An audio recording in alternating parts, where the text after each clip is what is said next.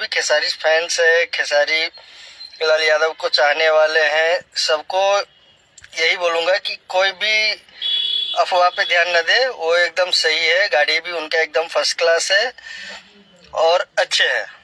और मैं अभी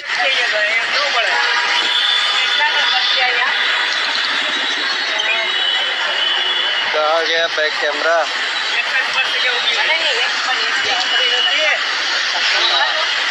ये देखिए वही गाड़ी है।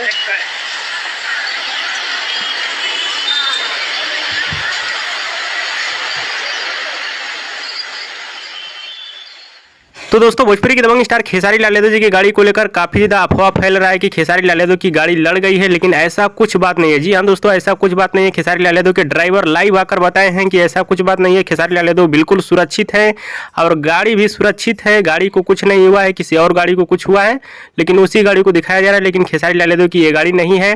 खेसारी लाल यादव बिल्कुल सुरक्षित है। वीडियो पसंद आया तो लाइक करें।